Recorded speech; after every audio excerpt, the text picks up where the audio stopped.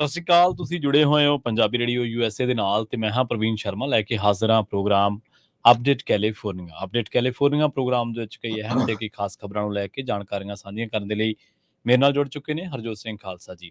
ਹਰਜੋਤ ਸਿੰਘ ਜੀ, ਸਤਿ ਸ਼੍ਰੀ ਅਕਾਲ। ਸਵਾਗਤ ਹੈ ਜੀ ਪ੍ਰੋਗਰਾਮ ਅਪਡੇਟ ਕੈਲੀਫੋਰਨੀਆ 'ਚ। ਸਤਿ ਸ਼੍ਰੀ ਅਕਾਲ, ਧੰਨਵਾਦ ਜੀ ਆਇਆਂ ਨੂੰ। ਪੰਜਾਬੀ ਰੇਡੀਓ USA ਦੇ ਜਿੰਨੇ ਵੀ ਸਰੋਤੇ ਸਾਡੇ ਸਾਰੇ ਹੀ AM ਸਟੇਸ਼ਨਸ, FM ਸਟੇਸ਼ਨਸ, ਘਰਾਂ ਦੇ ਵਿੱਚ ਰੇਡੀਓ ਸੈਟਸ ਦੇ ਰਾਹੀਂ, ਟੈਲੀਫੋਨ ਦੇ ਰਾਹੀਂ, ਫੇਸਬੁੱਕ, YouTube ਤੇ ਲਾਈਵ ਦੇਖ ਰਹੇ ਹੋ, ਸੁਣ ਰਹੇ ਹੋ, ਸਾਰਿਆਂ ਨੂੰ ਜੀ ਆਇਆਂ ਨੂੰ ਤੇ ਬਹੁਤ ਹੀ ਪਿਆਰ ਤੇ ਸਤਿਕਾਰ ਭਰੀ ਸਤਿ ਸ਼੍ਰੀ ਅਕਾਲ ਸਰੋਤਿਓ। ਅੱਜ ਜੁਲਾਈ ਦੀ 5 ਤਰੀਕ ਆ, ਦਿਨ ਬੁੱਧਵਾਰ ਆ। ਤੁਹਾਡੇ ਤੇ ਸ਼ਾਮ ਦਾ ਅਪਡੇਟ ਕੈਲੀਫੋਰਨੀਆ ਪ੍ਰੋਗਰਾਮ ਲੈ ਕੇ ਹਾਜ਼ਰ ਹੋਏ ਆ। ਜੀ ਜੀ। ਅਪਡੇਟ ਕੈਲੀਫੋਰਨੀਆ ਪ੍ਰੋਗਰਾਮ ਨੂੰ ਸਪਾਂਸਰ ਕਰਦੇ ਨੇ ਖਾਲਸਾ ਇੰਸ਼ੋਰੈਂਸ ਏਜੰਸੀ ਵਾਲੇ, ਜਿਨ੍ਹਾਂ ਤੋਂ ਤੁਸੀਂ ਹਰ ਤਰੀਕੇ ਦੀ ਇੰਸ਼ੋਰੈਂਸ ਲੈ ਸਕਦੇ ਹੋ। ਇੰਸ਼ੋਰੈਂਸ ਬਾਰੇ ਪਤਾ ਕਰਨ ਲਈ ਇਹਨਾਂ ਦਾ ਨੰਬਰ ਹੈ 4082722500। ਇਹ ਪਿਛਲੇ 32 ਸਾਲ ਤੋਂ ਇੰਸ਼ੋਰੈਂਸ ਦੇ ਵਿੱਚ ਸ਼ਾਨਦਾਰ ਸੇਵਾਵਾਂ ਦੇ ਰਹੇ ਨੇ। ਅਮਰੀਕਾ ਭਰ ਦੇ ਵਿੱਚ ਇੰਸ਼ੋਰੈਂਸ ਕਰਦੇ ਨੇ। ਅੱਜ ਹੀ ਡਾਇਲ ਕਰੋ 4082722500।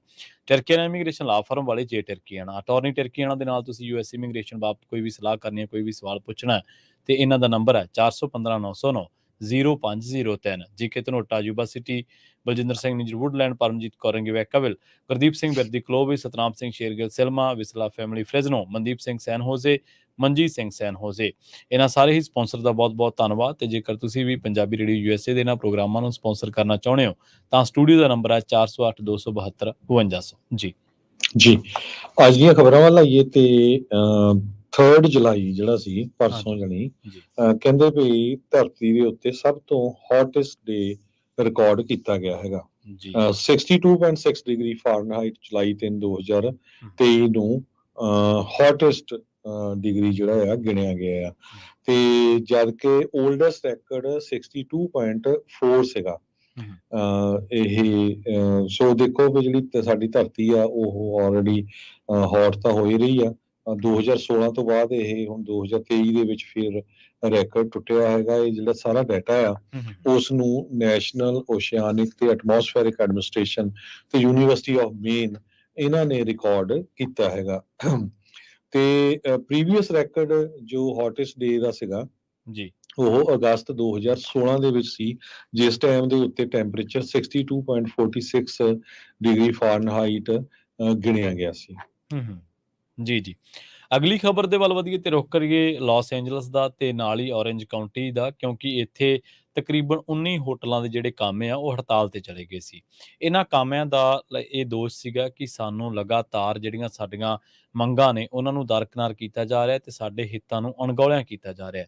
ਇਸ ਤੋਂ ਬਾਅਦ ਇਹ ਹੜਤਾਲ ਤੇ ਚਲੇ ਗਏ ਸਨ। ਮਾਰੀਆ ਹਰਨਾਂਡੇਜ਼ ਜਿਹੜੇ ਕਿ ਇਹਨਾਂ ਸਾਰੀਆਂ ਜਿਹੜੇ 19 ਹੋਟਲਸ ਦੇ ਜਿਹੜੇ ਮੁਲਾਜ਼ਮ ਨੇ ਉਹਨਾਂ ਦੇ ਵਿੱਚੋਂ ਇੱਕ ਯੂਨੀਅਨ ਦੇ ਵਿੱਚ ਜਿਹੜੇ ਵਰਕਰਸ ਨੇ ਉਹਨਾਂ ਦੀ ਨੁਮਾਇੰਦਗੀ ਕਰਦੀ ਹੈ ਮਾਰੀਆ ਹਰਨਾਂਡੇਜ਼। ਤੇ ਉਹਨਾਂ ਨੇ ਦੱਸਿਆ ਕਿ ਹੁਣ ਸਾਡਾ ਜਿਹੜਾ ਮੰਗਾਂ ਨੇ ਉਹਨਾਂ ਦੇ ਉੱਤੇ ਭਰੋਸਾ, ਗੌਰ ਕਰਨ ਦਾ ਭਰੋਸਾ ਜਿਹੜਾ ਸਾਨੂੰ ਹੋਟਲਾਂ ਵੱਲੋਂ ਮਿਲਿਆ। ਤੇ ਸਾਡੀ ਜਿਹੜੀ ਮੰਗ ਸੀ ਉਹ ਇਹ ਸੀਗੀ ਕਿ 5 ਜਿਹੜੇ ਡਾਲਰ ਨੇ ਉਹ ਪ੍ਰਤੀ ਘੰਟਾ ਵਧਾਏ ਜਾਣ ਤੇ ਸਾਡੀਆਂ ਜਿਹੜੀਆਂ ਤਨਖਾਹਾਂ ਨੇ ਇਹਨਾਂ ਦੇ ਵਿੱਚ ਵੀ ਵਾਧਾ ਕੀਤਾ ਜਾਵੇ ਸਾਲ ਦਰ ਸਾਲ, ਕਿਉਂਕਿ ਲਗਾਤਾਰ ਰਿਹਾਇਸ਼ਾਂ ਮਹਿੰਗੀਆਂ ਨੇ ਤੇ ਹੋਰ ਤਰ੍ਹਾਂ ਦੀ ਜਿਹੜੀ ਮਹਿੰਗਾਈ ਹੈ ਉਹ ਸਾਰਾ ਕੁਝ ਵੱਧਦੀ ਜਾ ਰਹੀ ਹੈ। ਤੇ ਉਹਨਾਂ ਨੇ ਕਿਹਾ ਕਿ ਪੁਰਾਣੇ ਭਾਵਾਂ ਤੇ ਜੇਕਰ ਚੀਜ਼ਾਂ ਜਿਹੜੀਆਂ ਪਹਿਲਾਂ ਖਰੀਦਦੇ ਸਾਂ ਜੇਕਰ ਉਹ ਨਹੀਂ ਮਿਲ ਰਹੀਆਂ ਤੇ ਅਸੀਂ ਪੁਰਾਣੇ ਰੇਟਸ ਦੇ ਉੱਤੇ ਕੰਮ ਕਿਵੇਂ ਕਰਾਂਗੇ। ਸੋ ਉਸ ਕਰਕੇ ਉਹ ਕਹਿੰਦੇ ਕਿ ਸਾਡੇ ਜਿਹੜੇ ਹਿੱਤ ਆ ਉਹ ਅਣਗੌਲਿਆ ਕੀਤੇ ਜਾ ਰਹੇ ਸੀ। ਪਰ ਹੁਣ ਜਿਹੜਾ ਦੱਸਿਆ ਗਿਆ ਕਿ ਇਹਨਾਂ ਦਾ ਆਪਸ ਵਿੱਚ ਸਹਿਮਤੀ ਬਣ ਚੁੱਕੀ ਆ ਤੇ ਇਹਦੇ ਵਿੱਚ ਜਿਹੜੀ ਸਟ੍ਰਾਈਕ ਸ਼ੁਰੂ ਹੋਈ ਸੀ ਉਹ ਸੀ ਬਿਲਟਮੋਰ ਤੇ JW Marriott downtown Los Angeles ਦੇ ਵਿੱਚ ਪੈਂਦੇ ਤੇ ਇਸੇ ਤਰ੍ਹਾਂ ਫੇਅਰਮਾਉਂਟ, ਮੀਰਾਮਾਰ ਤੇ ਇਹ ਸਾਂਟਾ ਮੋਨੀਕਾ ਦੇ ਵਿੱਚ ਜਿਹੜੇ ਪੈਂਦੇ ਆ। ਇਹ ਜਿਹੜੇ ਹੋਟਲ ਵੱਡੇ ਸੀ ਇਹਨਾਂ ਦੇ ਨਾਲ ਨਾਲ ਹੋਰ ਕਈ ਵੱਡੇ ਹੋਟਲਾਂ ਦੇ ਜਿਹੜੇ 19 ਹੋਟਲਾਂ ਦੇ ਜਿਹੜੇ ਇੰਪਲਾਈਜ਼ ਸੀਗੇ ਉਹ ਸਟ੍ਰਾਈਕ ਤੇ ਚਲੇ ਗਏ ਸੀਗੇ, ਜਿਸ ਤੋਂ ਬਾਅਦ ਇਹਨਾਂ ਹੋਟਲਾਂ ਦੀ ਜਿਹੜੀ ਸਰਵਿਸ ਆ ਉਹ ਕਾਫੀ ਬੁਰੇ ਤਰੀਕੇ ਦੇ ਨਾਲ ਪ੍ਰਭਾਵਿਤ ਹੋਈ ਸੀ। ਪਹਿਲਾਂ ਇਹਨਾਂ ਦੇ ਨਾਲ ਗੱਲਬਾਤ ਹੋਈ, ਉਹ ਗੱਲਬਾਤ ਕਿਸੇ ਤਰੀਕੇ ਨਾਲ ਸਿਰੇ ਨਹੀਂ ਸੀ ਚੜ੍ਹ ਸਕੀ। ਪਰ ਹੁਣ ਪਤਾ ਲੱਗਿਆ ਕਿ ਇਹਨਾਂ ਇੰਪਲਾਈਜ਼ ਦੀ ਤੇ ਹੋਟਲ ਜਿਹੜੀ ਐਸੋਸੀਏਸ਼ਨ ਹੈ ਉਹਨਾਂ ਦਾ ਆਪਸ ਵਿੱਚ ਦੀ ਜਿਹੜੀ ਆ ਉਹ ਸਹਿਮਤੀ ਹੋ ਗਈ ਹੈ ਤੇ ਹੁਣ ਇਹਨਾਂ ਨੇ ਕੰਮ ਦੇ ਉੱਤੇ ਪਰਤਣ ਦਾ ਜਿਹੜਾ ਐਲਾਨ ਕਰ ਦਿੱਤਾ ਹੈ। ਪਤਾ ਲੱਗਿਆ ਕਿ 600 ਵਰਕਰ 19 ਹੋਟਲਾਂ ਦੇ 600 ਤੋਂ ਵੱਧ ਵਰਕਰ ਜਿਹੜੇ ਆ ਉਹ ਹੜਤਾਲ ਤੇ ਸੀਗੇ। ਸੋ ਹੁਣ ਦੱਸਿਆ ਜਾ ਰਿਹਾ ਕਿ ਇਹਨਾਂ ਦੇ ਵਿੱਚੋਂ ਬਹੁ ਗਿਣਤੀ ਜਿਹੜੇ ਵਰਕਰ ਨੇ ਉਹਨਾਂ ਨੇ ਹੜਤਾਲ ਨੂੰ ਖਤਮ ਕਰਨ ਦਾ ਜਿਹੜਾ ਐਲਾਨ ਆ ਉਹ ਕਰ ਦਿੱਤਾ। ਸੋ ਜਿਹੜੀ ਨੈਗੋਸੀਏਸ਼ਨ ਚੱਲੀ ਸੀ ਉਹਦੇ ਵਿੱਚ ਵੇਜਸ ਨੂੰ ਵਧਾਉਣ ਨੂੰ ਲੈ ਕੇ, ਸਾਲ ਦਰ ਸਾਲ ਤਨਖਾਹਾਂ ਵਧਾਉਣ ਨੂੰ ਲੈ ਕੇ ਜਿਹੜੀ ਗੱਲ ਸੀ ਉਹ ਅੜੀ ਹੋਈ ਸੀ। ਜੀ ਅਗਲੀ ਖਬਰ ਵੱਲ ਚੱਲੀਏ। ਜਿਸ ਤਰ੍ਹਾਂ ਆਪਾਂ ਪੰਜਾਬੀ ਰੇਡੀਓ ਯੂਐਸਏ ਵੱਲੋਂ ਵੀ ਆਪਣੇ ਜਿੰਨੇ ਵੀ ਪੰਜਾਬੀ ਰੇਡੀਓ ਯੂਐਸਏ ਦੇ ਸਰੋਤੇ ਆ ਸਾਰਿਆਂ ਨੂੰ ਬੇਨਤੀ ਕਰਦੇ ਰਹਿੰਦੇ ਆ ਕਿ ਜਿਹੜੇ ਜਿਹੜੇ ਏਰੀਏ 'ਚ ਤੁਸੀਂ ਰਹਿੰਦੇ ਆ ਕਿਤੇ ਵੀ, ਚਾਹੇ ਉਹ ਫਾਇਰ ਡਿਪਾਰਟਮੈਂਟ ਆ, ਪੁਲਿਸ ਡਿਪਾਰਟਮੈਂਟ ਆ, ਜਾਂ ਹੋਰ ਕੋਈ ਜਿਹੜੀ ਆ ਪਰੇਡ ਹੁੰਦੀ ਹੈਗੀ ਕਿਸੇ ਤਰ੍ਹਾਂ ਦੀ, ਉਹਦੇ ਵਿੱਚ ਪਾਰਟਿਸਿਪੇਟ ਕਰਿਆ ਕਰੋ। ਤਾਂ ਕੁਛ ਨਾ ਕੁਛ ਚਾਹੇ ਉੱਥੇ ਜੀ ਫੂਡ ਹੋਵੇ ਜਾਂ ਪਾਣੀ ਦੀਆਂ ਬੋਤਲਾਂ ਹੋਣ, ਕੋਕ ਵਗੈਰਾ ਹੋਵੇ, ਚਿਪਸ ਵਗੈਰਾ, ਉਹ ਤੁਸੀਂ ਜ਼ਰੂਰ ਦਿਆ ਕਰੋ। ਉਹਦੇ ਨਾਲ ਕੀ ਆ, ਐਪਰੀਸ਼ੀਏਸ਼ਨ ਹੁੰਦੀ ਹੈ, ਪਲੱਸ ਆਪਾਂ ਲੋਕਲ ਕਮਿਊਨਿਟੀ 'ਚ ਰਹਿੰਦੇ ਆ, ਉਹਨਾਂ ਨੂੰ ਯਾਦ ਰਹਿੰਦਾ ਹੈਗਾ। ਇਸੇ ਤਰ੍ਹਾਂ ਹੀ ਡਾਕਟਰ ਪ੍ਰਗਟ ਸਿੰਘ ਹੁੰਦਲ ਸੈਕਰਾਮੈਂਟੋ ਤੋਂ ਦੱਸ ਰਹੇ ਆ ਵੀ ਉਹਨਾਂ ਦੇ ਇੱਕ 67 ਐਵਨਿਊ ਦੇ ਉੱਤੇ ਫਾਇਰ ਡਿਪਾਰਟਮੈਂਟ ਆ, ਉੱਥੇ ਕੱਲ੍ਹ ਨੂੰ 4th ਜੁਲਾਈ ਵਾਲੇ ਦਿਨ ਕੁਝ ਸਿੰਘ ਜਿਹੜੇ ਆ ਫੂਡ ਵਗੈਰਾ, ਪਾਣੀ ਤੇ ਹੋਰ ਕੋਕ ਵਗੈਰਾ ਲੈ ਕੇ ਗਏ, ਤੇ ਉਹਨਾਂ ਨੇ ਬਹੁਤ ਜ਼ਿਆਦਾ ਐਪਰੀਸ਼ੀਏਟ ਕੀਤਾ। ਤੇ ਨਾਲ ਦੀ ਨਾਲ ਉਹਨਾਂ ਨੇ ਐਸਜੀਪੀਸੀ ਵੱਲੋਂ ਜਾਰੀ ਕੀਤਾ ਹੋਇਆ ਹੂ ਆਰ ਦਾ ਸਿਕਸ, ਉਹ ਪੈਂਪਲੇਟਸ ਵੀ ਉਹਨਾਂ ਨੂੰ ਦਿੱਤੇ ਤੇ ਉਹ ਬਹੁਤ ਖੁਸ਼ ਹੋਏ। ਜੀ ਇਸੇ ਤਰ੍ਹਾਂ 4th ਜੁਲਾਈ ਦੀ ਪਰੇਡ ਦੇ ਦੌਰਾਨ ਫਰੀਮਾਉਂਟ ਕੈਲੀਫੋਰਨੀਆ ਦੇ ਵਿੱਚ ਲਗਭਗ 20 ਸਾਲਾਂ ਤੋਂ ਵੱਧ ਤੋਂ ਸਮੇਂ ਤੋਂ ਕੁਝ ਸਿੱਖ ਨੌਜਵਾਨ ਹਜ਼ਾਰਾਂ ਦੀ ਗਿਣਤੀ ਦੇ ਵਿੱਚ ਜਿਹੜੀਆਂ ਪਾਣੀ ਦੀਆਂ ਬੋਤਲਾਂ ਆ, ਉਹ ਉੱਥੇ ਜਿਹੜੀ ਪਰੇਡ ਹੁੰਦੀ ਉਹਦੇ ਦੌਰਾਨ ਉਹ ਫ੍ਰੀ ਦਿੰਦੇ ਹੈਗੇ ਆ। ਉਹਦੇ ਉੱਤੇ ਲਿਖਿਆ ਹੁੰਦਾ ਵੀ ਆਰ ਦ ਸਿੱਖਸ, ਜੀ ਥੋੜਾ ਜਿਹਾ ਸਿੱਖਾਂ ਬਾਰੇ ਲਿਖਿਆ ਹੁੰਦਾ, ਇੱਕ ਉਹ ਜਿਹੜਾ ਸਟicker ਲੱਗਾ ਹੁੰਦਾ ਹੈਗਾ। ਸੋ ਬਹੁਤ ਲੰਮੇ ਸਮੇਂ ਤੋਂ ਉਹ ਸੇਵਾ ਕਰ ਰਿਹਾ। ਕਈ ਇੰਜੀਨੀਅਰ ਆ ਮੁੰਡੇ, ਆਪਣੇ ਕੋਲ ਹੀ ਪੈਸਾ ਲਾ ਕੇ ਉਹ ਕਰਦੇ ਹੈਗੇ। ਸੋ ਇਦਾਂ ਦੇ ਸਾਨੂੰ ਇਨੀਸ਼ੀਏਟਿਵ ਲੈਣੇ ਚਾਹੀਦੇ ਆ ਤਾਂ ਕਿ ਜਿਹੜਾ ਆਪਣੀ ਕਮਿਊਨਿਟੀ ਦਾ, ਪੰਜਾਬੀਆਂ ਦਾ, ਸਿੱਖਾਂ ਦਾ ਜਿਹੜਾ ਨਾਂ ਆ ਉਹ ਉੱਚਾ ਹੋਵੇ। ਪਲੱਸ ਜਿਹੜੀ ਆਪਣੇ ਹੋਰ ਨੇਬਰਸ ਹੈਗੇ ਆ ਸਾਰੇ ਤਰ੍ਹਾਂ ਦੇ, ਉਹ ਫੀਲ ਕਰਨ ਵੀ ਇਹ ਵੀ ਵਨ ਆਫ ਅਸ ਹੈਗੇ ਆ, ਤੇ ਸਾਡੇ ਵਰਗੇ ਹੀ ਹੈਗੇ ਆ, ਤੇ ਵੀ ਬੜੇ ਖੁੱਲ੍ਹਦਿਲੇ ਹੈਗੇ। ਉਹ ਤਾਂ ਵੈਸੇ ਹੀ ਆਪਾਂ ਹੈਗੇ ਹੀ ਆ, ਸਾਰਿਆਂ ਨੂੰ ਪਤਾ ਹੀ ਆ।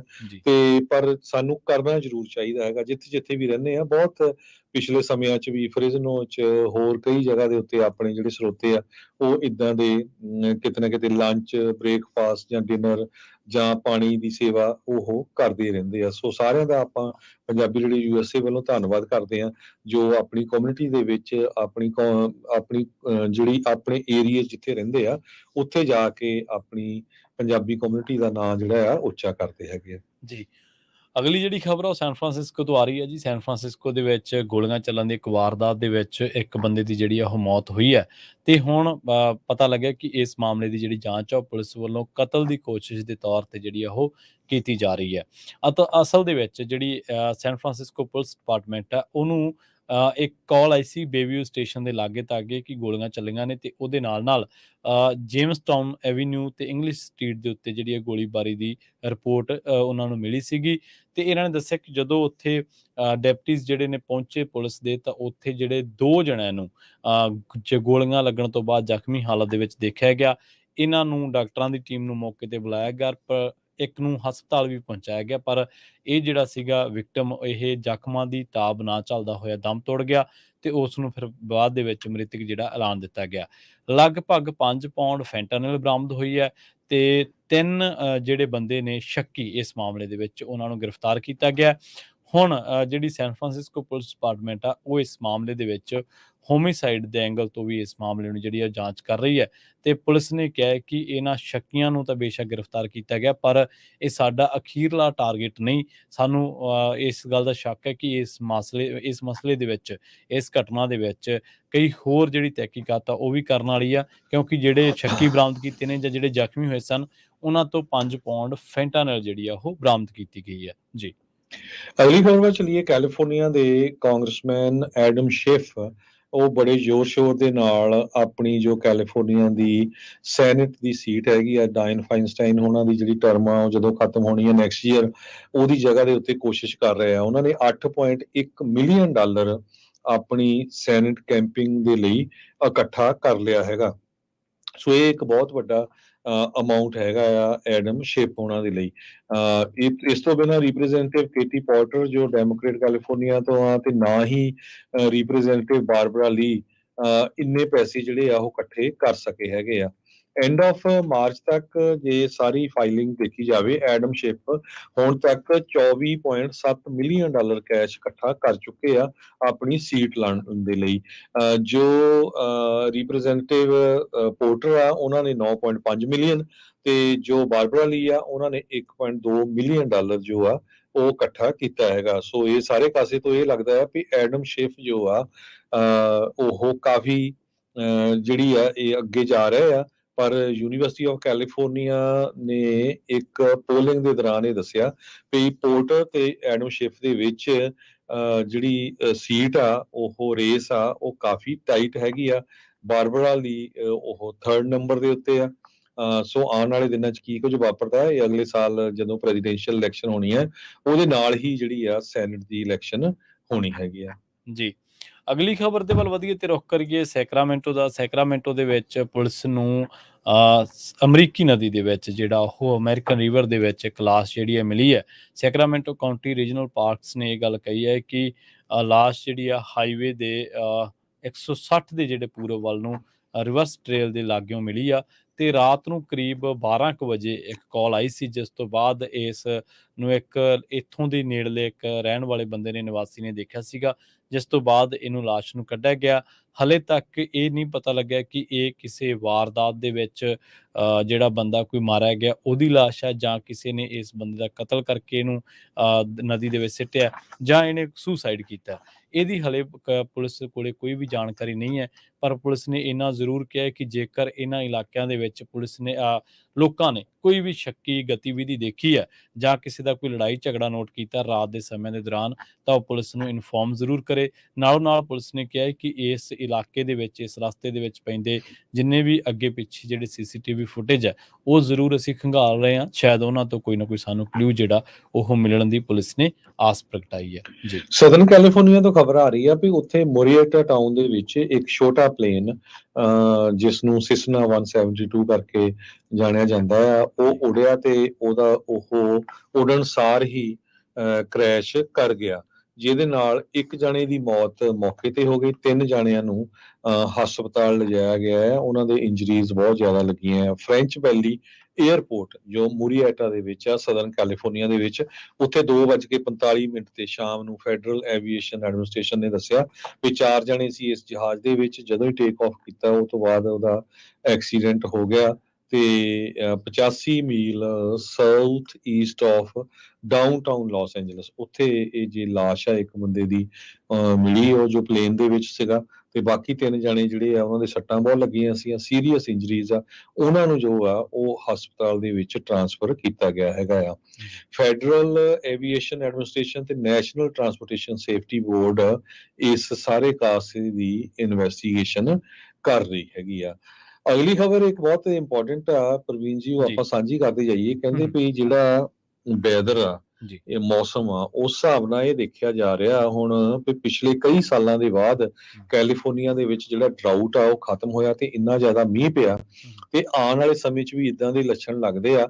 ਸੋ ਇਹਦੇ ਨਾਲ ਕੈਲੀਫੋਰਨੀਆ ਦੇ ਡੈਮ, ਖਾਸ ਕਰਕੇ ਜਿਹੜਾ ਔਰੋਵਿਲ ਡੈਮ ਆ, ਉਹ ਟੁੱਟ ਵੀ ਸਕਦਾ ਆ। ਕਹਿੰਦੇ ਵੀ ਜੇ ਔਰੋਵਿਲ ਡੈਮ ਟੁੱਟ ਜਾਏ, ਉਹਦਾ ਜਿਹੜਾ ਨੁਕਸਾਨ ਆ ਉਹ ਬਹੁਤ ਜ਼ਿਆਦਾ ਹੋ ਸਕਦਾ ਆ। ਅੱਜ ਨਿਊਯਾਰਕ ਟਾਈਮਜ਼ ਨੇ ਇਹਦੇ ਬਾਰੇ ਇੱਕ ਸਪੈਸ਼ਲ ਰਿਪੋਰਟ ਛਾਪੀ ਹੈਗੀ ਆ, ਔਰੋਵਿਲ ਡੈਮ ਦੇ ਬਾਰੇ ਵੀ, ਹੋਰ ਕਿਸ ਤਰ੍ਹਾਂ ਜੋ ਕਲਾਈਮੇਟ ਚੇਂਜ ਹੋ ਰਿਹਾ, ਐਕਸਟ੍ਰੀਮ ਵੈਦਰ ਕਿੱਦਾਂ ਹੋ ਰਿਹਾ। ਹੁਣ ਦੇਖੋ, ਪਹਿਲਾਂ ਮੀਂਹ ਪਿਆ, ਮੀਂਹ ਨਾਲ ਪਾਣੀ ਬਹੁਤ ਸੀ, ਹੁਣ ਗਰਮੀ ਇੰਨੀ ਹੋਈ ਆ ਤੇ ਸਨੋ ਬਹੁਤ ਜ਼ਿਆਦਾ ਪਗਲ ਰਹੀ ਹੈਗੀ ਆ। ਨਿਊਯਾਰਕ ਟਾਈਮਜ਼ ਮੈਗਜ਼ੀਨ ਦੇ ਮੁਤਾਬਕ ਕ੍ਰਿਸਟੋਫਰ ਕਾਕਸ ਉਹ ਇਹ ਕਹਿੰਦੇ ਆ ਵੀ extreme weather could threaten California dams। ਇਹ ਇੱਕ ਜੋ ਦੱਸਦੇ ਜਾਈਏ, ਜਿਹੜਾ ਔਰੋਵਿਲ ਦਾ ਇਹ ਡੈਮ ਆ 60 ਮੀਲ ਨਾਰਥ ਆਫ ਸੈਕਰਾਮੈਂਟੋ ਹੈਗਾ। ਔਰੋਵਿਲ ਟਾਊਨ ਦੇ ਵਿੱਚ ਸਭ ਤੋਂ ਟਾਲੈਸਟ ਡੈਮ ਆ ਅਮਰੀਕਾ ਦੇ ਵਿੱਚ। ਜੇ ਇਸ ਦਾ ਕਹਿੰਦੇ ਫੇਲਰ ਹੋ ਜਾਂਦਾ ਤਾਂ 185 ਫੁੱਟ ਉੱਚਾ ਪਾਣੀ ਉਹ ਵੈਲੀ ਦੇ ਵਿੱਚ, ਸੈਕਰਾਮੈਂਟੋ ਵੈਲੀ ਦੇ ਵਿੱਚ ਆ ਸਕਦਾ। ਸੋ ਉਸ ਹਿਸਾਬ ਨਾਲ ਤੁਸੀਂ ਦੇਖ ਲਓ ਵੀ ਕੋਈ ਬਚੂਗਾ ਜਾਂ ਨਹੀਂ। ਸੋ ਇਹ ਨਹੀਂ ਹੈ ਵੀ ਆਪਾਂ ਕਿਸੇ ਨੂੰ ਡਰਾਉਣ ਦੀ ਗੱਲ ਕਰਦੇ ਹਾਂ। ਨਿਊਯਾਰਕ ਟਾਈਮ ਦੀ ਰਿਪੋਰਟ ਆ ਤੇ ਇਹ ਕੁਝ ਹੋ ਵੀ ਚੁੱਕਾ ਅਮਰੀਕਾ ਦੇ ਵਿੱਚ। 1928 ਦੇ ਵਿੱਚ ਇੱਕ ਸੈਂਟ ਫਰਾਂਸਿਸ ਡੈਮ ਸੀ ਨਾਰਦਰਨ ਲਾਸ ਐਂਜਲਸ ਕਾਉਂਟੀ ਦੇ ਵਿੱਚ। ਉਹ ਕਹਿੰਦੇ ਭਈ ਸਟੇਟ ਦੀ ਹਿਸਟਰੀ ਦੇ ਵਿੱਚ ਸਭ ਤੋਂ ਡੈਡਲੀਐਸਟ ਗਿਣਿਆ ਜਾ ਰਿਹਾ ਹੈਗਾ। ਉਸ ਦੇ ਟੁੱਟਣ ਦੇ ਨਾਲ ਬਹੁਤ ਜ਼ਿਆਦਾ ਜਿਹੜਾ ਨੁਕਸਾਨ ਆ ਸਦਰਨ ਕੈਲੀਫੋਰਨੀਆ ਦੇ ਵਿੱਚ ਹੋਇਆ ਸੀ। ਇਹ 1862 ਦੇ ਵਿੱਚ ਸਭ ਤੋਂ ਖਤਰਨਾਕ ਫਲੱਡ ਕੈਲੀਫੋਰਨੀਆ ਸਟੇਟ ਦੀ ਹਿਸਟਰੀ ਦੇ ਵਿੱਚ ਆਏ ਸੀ, ਜਿਹਦੇ ਨਾਲ ਪੂਰੀ ਦੀ ਪੂਰੀ ਸੈਂਟਰਲ ਵੈਲੀ ਉਹ ਪਾਣੀ ਦੇ ਵਿੱਚ ਡੁੱਬ ਗਈ ਸੀ। ਕਹਿੰਦੇ ਵੀ 1/4 ਜੋ ਸਟੇਟ ਦੀਆਂ ਬਿਲਡਿੰਗ ਸੀਗੀਆਂ ਉਹ ਪਾਣੀ ਦੇ ਵਿੱਚ ਉਸ ਟਾਈਮ ਡੁੱਬ ਗਈਆਂ ਸੀਗੀਆਂ। ਕਹਿੰਦੇ ਵੀ ਜਿਹੜਾ ਇਨਫਰਾਸਟ੍ਰਕਚਰ ਆ ਇਹਨੂੰ ਅਪਡੇਟ ਕਰਨ ਦੀ ਬਹੁਤ ਜ਼ਿਆਦਾ ਜ਼ਰੂਰਤ ਆ। ਡੈਨੀਅਲ ਸਵੈਨ ਇੱਕ ਕਲਾਈਮੇਟ ਸਾਇੰਟਿਸਟ ਹੈਗੇ UCLA ਦੇ ਵਿੱਚ, ਕਹਿੰਦੇ ਵੀ ਜੋ ਕੁਝ ਅਸੀਂ ਡਿਜ਼ਾਈਨ ਕੀਤਾ ਸੀ ਕਾਫੀ ਸਾਲ ਪਹਿਲਾਂ, ਹੁਣ ਉਹ ਕਲਾਈਮੇਟ ਚੇਂਜ ਦੇ ਹੋਣ ਦੇ ਨਾਲ ਉਹ ਇੰਨਾ ਸੋਲਿਡ ਨਹੀਂ ਹੈਗਾ। ਸੋ ਉਸ ਸਾਰੇ ਕਾਸੇ ਤੇ ਜੋ ਸਾਡੀ ਜਿਹੜੀ ਗਵਰਨਮੈਂਟ ਆ ਉਸ ਨੂੰ ਕੰਮ ਕਰਨਾ ਚਾਹੀਦਾ ਆ। ਕਹਿੰਦੇ ਵੀ ਜਿੱਦਾਂ ਭੁਚਾਲ ਹੁੰਦਾ ਇਹ ਤਾਂ ਇੱਕ ਤਰ੍ਹਾਂ ਨਾਲ ਐਕਟ ਆਫ ਗੋਡ ਹੁੰਦਾ ਆ, ਤੇ ਜਿਹੜੀ ਫਲੱਡਿੰਗ ਆ ਜਾਂ ਜਿਸ ਨੂੰ ਅਸੀਂ ਕੰਟਰੋਲ ਕਰ ਸਕਦੇ ਆ ਉਹ ਸਾਡੇ ਹੱਥ ਦੇ ਵਿੱਚ ਜ਼ਰੂਰ ਕੁਛ ਨਾ ਕੁਛ ਹੈ ਜਿਸ ਨੂੰ ਆਪਾਂ ਜਿਹਦੇ ਤੇ ਕੰਟਰੋਲ ਕਰ ਸਕਦੇ ਹੈਗੇ ਆ। ਸੋ ਇਹ ਕਾਫੀ ਵੱਡਾ ਆਰਟੀਕਲ ਅੱਜ ਨਿਊਯਾਰਕ ਟਾਈਮ ਨੇ ਇਹ ਛਾਪਿਆ ਹੈ ਵੀ ਕਲਾਈਮੇਟ ਚੇਂਜ ਨੂੰ ਲੈ ਕੇ ਕੈਲੀਫੋਰਨੀਆ ਦੇ ਜਿਹੜੇ ਡੈਮ ਆ ਉਹ ਟੁੱਟ ਸਕਦੇ ਆ ਆਉਣ ਵਾਲੇ ਸਮੇਂ ਦੇ ਵਿੱਚ। ਜੀ ਜਾਂਦੇ ਇੱਕ ਖਬਰ ਜਿਹੜੀ ਆ ਉਹ ਕੇਸ ਤੋਂ ਜਿਹੜੀ ਕਿ ਸਟੈਨਿਸਲਾਸ ਕਾਉਂਟੀ ਹੈ ਜਿਹੜੀ ਉੱਥੋਂ ਸਾਂਝੀ ਕਰਦੇ ਚੱਲੀਏ। ਉੱਥੇ ਇੱਕ ਬੰਦੂਕਧਾਰੀ ਨੇ ਅੰਨ੍ਹੇਵਾਹ ਗੋਲੀਆਂ ਚਲਾ ਦਿੱਤੀਆਂ ਜਿਹਦੇ ਵਿੱਚ ਇੱਕ 18 ਸਾਲ ਦੇ ਨੌਜਵਾਨ ਦੀ ਮੌਤ ਹੋ ਗਈ। ਪਤਾ ਲੱਗਿਆ ਕਿ ਇਹ ਘਟਨਾ ਵਾਪਰੀ ਹੈ ਐਨੈਕ ਐਵੀਨਿਊ ਤੇ ਕਲਾਰਕ ਸਟਰੀਟ ਦੇ ਨੇੜੇ, ਜਦੋਂ ਪੁਲਿਸ ਨੂੰ ਇੱਥੇ ਗੋਲੀਆਂ ਚੱਲਣ ਦੀ ਵਾਰਦਾਤ ਬਾਰੇ ਜਿਹੜਾ ਉਹ ਸੱਦਿਆ ਗਿਆ ਸੀਗਾ। ਬਾਅਦ ਦੇ ਵਿੱਚ ਪੁਲਿਸ ਨੇ ਦੱਸਿਆ ਕਿ ਇੱਥੇ ਕਈ ਜਿਹੜੇ ਗਨ ਸ਼ਾਟ ਲੱਗਿਆਂ ਦੇ ਇੱਕ ਨੌਜਵਾਨ ਨੂੰ ਹਸਪਤਾਲ ਪਹੁੰਚਾਉਣ ਦੀ ਕੋਸ਼ਿਸ਼ ਕੀਤੀ ਸੀ, ਪਰ ਉਹਨੂੰ ਥਾਂ ਹੀ ਜਿਹੜਾ ਉਹ ਡੈਡ ਪ੍ਰਨਾਉਂਸ ਕੀਤਾ ਗਿਆ ਕਿਉਂਕਿ ਉਹਦੇ ਗੋਲੀਆਂ ਹੀ ਜਿਹੜੀਆਂ ਬਹੁਤ ਜ਼ਿਆਦਾ ਲੱਗੀਆਂ ਹੋਈਆਂ ਸੀ। ਆਂਢ ਗੁਆਂਢ ਦੇ ਨੇੜੇ ਰਹਿਣ ਵਾਲੇ ਲੋਕਾਂ ਨੂੰ ਪੁਲਿਸ ਨੇ ਕਿਹਾ ਕਿ ਤੁਸੀਂ ਜੇਕਰ ਇੱਥੇ ਕਿਸੇ ਨੂੰ ਇਹਦੇ ਤੇ ਗੋਲੀਆਂ ਚਲਾਉਂਦੇ ਦੇਖਿਆ ਜਾਂ ਇਹਨਾਂ ਦਾ ਝਗੜਾ ਹੋਇਆ ਨੌਜਵਾਨਾਂ ਦਾ, ਤਾਂ ਉਹਦੇ ਬਾਰੇ ਜਿਹੜੀ ਜਾਣਕਾਰੀ ਹੈ ਉਹ ਜ਼ਰੂਰ ਦਿੱਤੀ ਜਾਵੇ ਤੇ ਇਹਦੀ ਜਿਹੜੀ ਆਇਡੈਂਟੀਫਿਕੇਸ਼ਨ ਆ ਉਹ ਜ਼ਰੂਰ ਪੁਲਿਸ ਨੇ ਦੱਸੀ ਹੈ। ਮਾਰਟਿਨ ਸਿਲਵਾ ਇਹਦਾ ਨਾਮ ਆ, ਸਟਾਕਟਨ ਦਾ ਇਹ ਰਹਿਣ ਵਾਲਾ, ਜਿਹੜਾ ਕਿ ਇੱਥੇ ਆਂਢ ਗੁਆਂਢ ਦੇ ਨਿਵਾਸੀਆਂ ਦੇ ਲਈ ਕਾਰਾਂ ਤੇ ਜਿਹੜਾ ਕੰਮ ਕਰਦਾ ਤੇ ਉਹਨੇ ਦੱਸਿਆ ਕਿ ਮਾਫ ਕਰਨਾ ਇਹ ਚਸ਼ਮਦੀਦ ਹੈ ਤੇ ਇਹ ਕਹਿੰਦਾ ਕਿ ਮੈਂ ਪੀੜਤ ਨੂੰ ਪਛਾਣਦਾ ਵੀ ਆ। ਜੀ ਕੁਝ ਕੁ ਇਕਨੋਮੀ ਦੀਆਂ ਆਪਾਂ ਇੱਕ ਦੋ ਨਿਊਜ਼ ਸਾਂਝੀਆਂ ਕਰੀਏ ਤੇ ਉਸ ਤੋਂ ਬਾਅਦ ਸਟਾਕ ਮਾਰਕੀਟ ਤੇ ਕਰੰਸੀ ਦੇ ਰੇਟ ਦੱਸਦੀ ਜਾਈਏ।